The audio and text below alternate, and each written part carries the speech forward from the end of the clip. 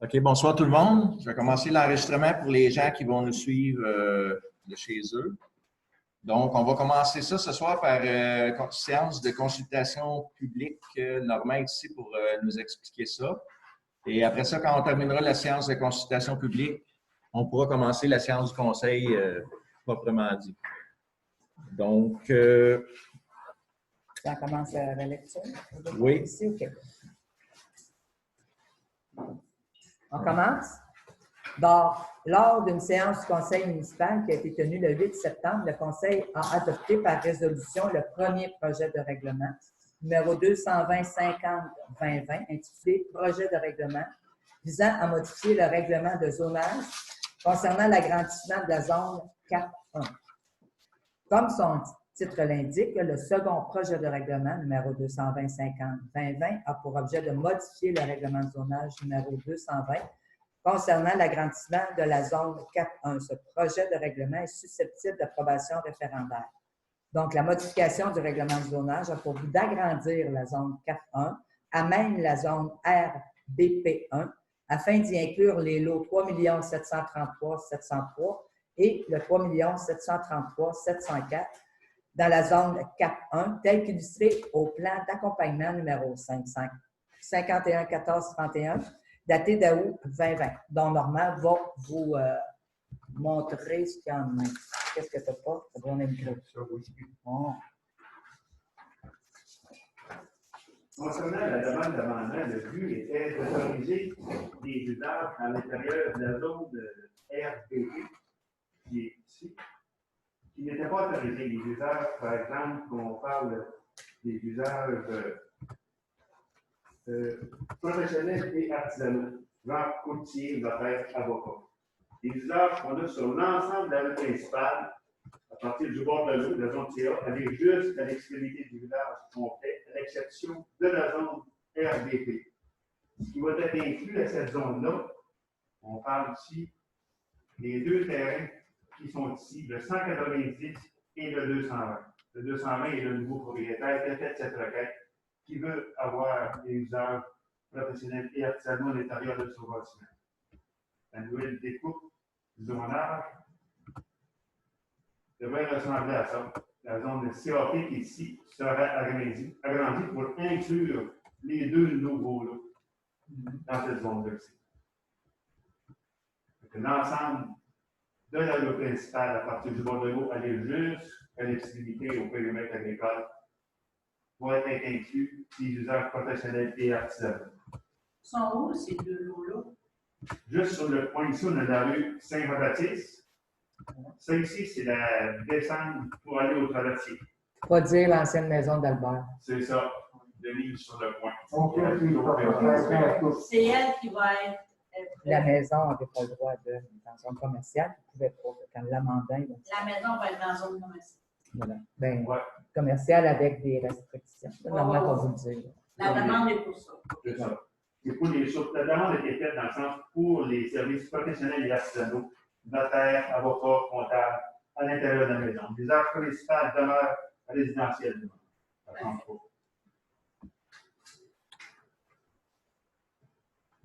Ça ressemble vraiment à ça, le avant et le après. Avant et le après. Les deux lots ici qui sont inclus à la zone CAP 1.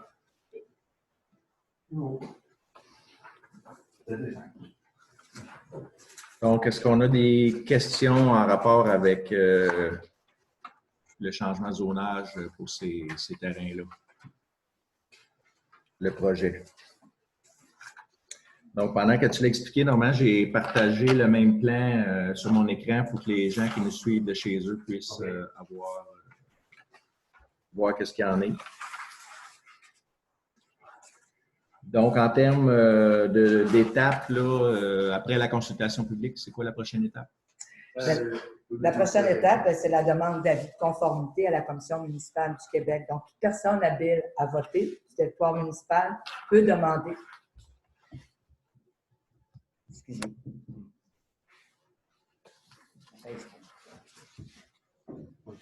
Peut demander Toute personne habile à voter du territoire municipal peut demander par écrit à la Commission municipale du Québec son avis sur la conformité de ce règlement par rapport à son plan d'urbanisme, comme pour tous les règlements qu'on vote. Cette demande doit être transmise à la Commission dans les 30 jours qui suivent la publication du présent avis à l'adresse suivante. J'ai l'adresse, si vous l'avez, je peux vous la donner. Si la Commission ne reçoit pas de demande d'au moins 5 personnes habiles à voter du territoire, le règlement 220-50-2020 sera réputé conforme au plan d'urbanisme à compter de l'expiration du délai de 30 jours suivant la date de publication du présent avis.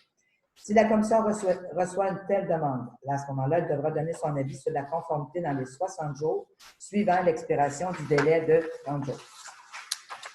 Les personnes habiles à voter, ceux qui peuvent déposer des demandes, c'est toute personne qui, le 7 octobre 2020, n'est frappée d'aucune incapacité de voter, prévue à l'article 524 de la Loi sur les élections et les référendums, et qui remplit les conditions suivantes. Elle est domiciliée sur le territoire de la municipalité et depuis au moins 6 mois au Québec. Tout propriétaire d'un immeuble ou occupant d'un établissement d'entreprise situé sur le territoire de la municipalité depuis au moins 12 mois, une personne physique doit être majeure de citoyenneté canadienne et ne pas être en tutelle. Les conditions additionnelles à respecter pour certaines personnes habiles à voter, dans le cas de copropriétaire individu d'un immeuble, d'un co-occupant d'un établissement d'entreprise. C'est le même principe des élections, être désigné au moyen d'une procuration signée par la majorité des copropriétaires ou co-occupants qui, le 7 octobre 2020, sont des personnes intéressées à titre de personnes ayant le droit de signer la demande en leur nom.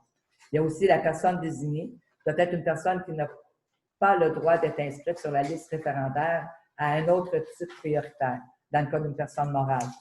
La personne morale, elle doit avoir été désignée pour la représenter parmi ses membres, administrateurs ou employés par résolution.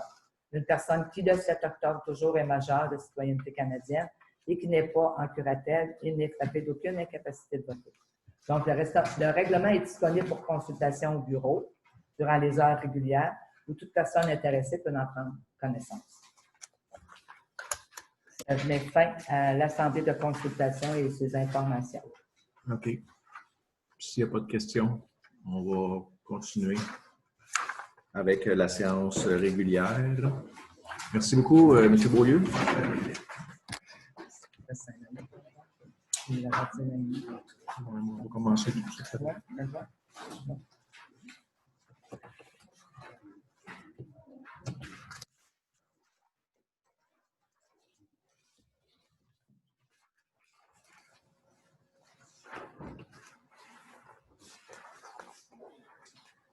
OK, donc, bienvenue à la séance régulière du Conseil du 6 octobre 2020. On va commencer ça avec un petit moment de réflexion.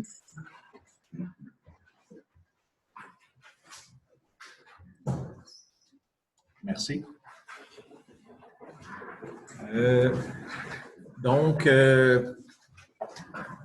comme on a des personnes avec nous dans la salle, tout en respectant les distanciations, là, c'est ça, on était limité à 11 personnes dans la salle, puis on respecte ça.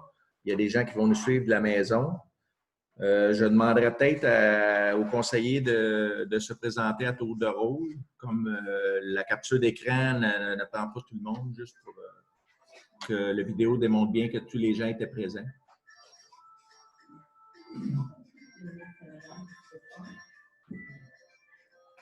Dominique Talaran, district 1. Martin Evangile, district numéro 2. Martin Lavillard, district numéro 3. Annick Thomas, district numéro 4. Denis Dubas, district numéro 5. Guinadon, district numéro 6. Et naturellement, on a Mme Guylaine Pelletier, directrice générale adjointe, qui est avec nous ce soir. Bonsoir. En remplacement de M. Castonguay, qui est en congé de paternité. Et Alain Chapdelaine, maire de Saint-Roch-de-Richelieu. Donc, ouverture de la séance. Adoption de l'ordre du jour. À 4.1, concernant la séance du 8 septembre 2020.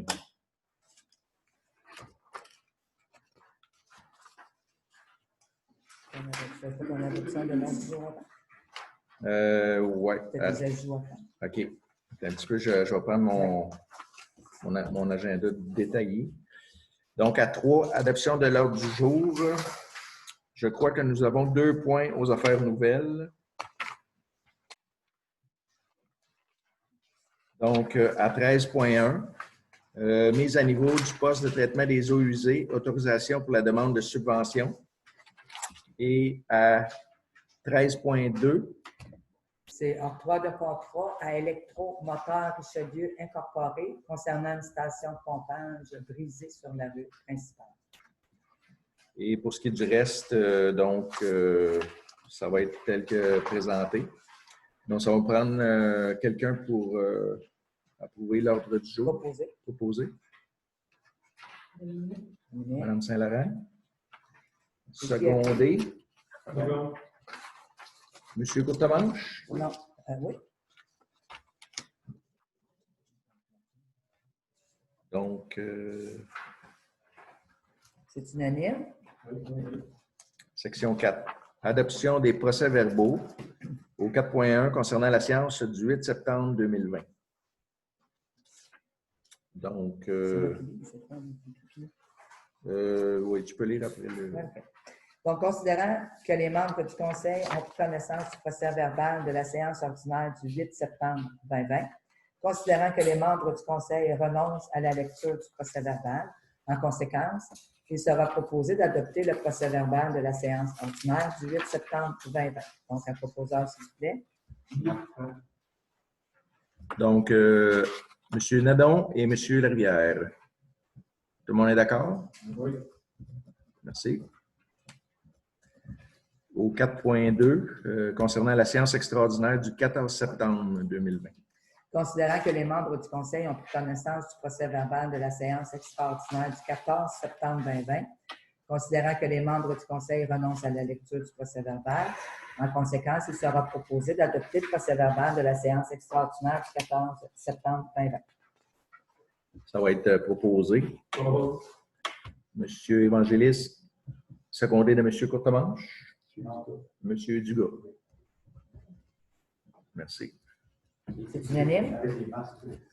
C'est unanime, oui. Oui, c'est ça. On va répéter pour être sûr qu'on a bien compris. Section 5. Adoption du rapport des dépenses et autorisation de paiement. 5.1. Certificat de disponibilité de crédit.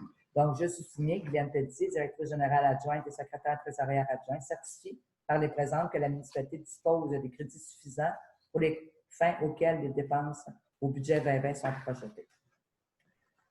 Donc, pour l'adoption du rapport des dépenses, on continue. Oui. Considérant que le Conseil prend acte de la liste des comptes payés en vertu des dépenses incompressibles, de la délégation d'autoriser des dépenses de la directrice générale adjointe et secrétaire trésorière adjointe et des autorisations de paiement de compte en regard des décisions prises lors des séances ordinaires et extraordinaires du 8 et du 14 septembre 2020.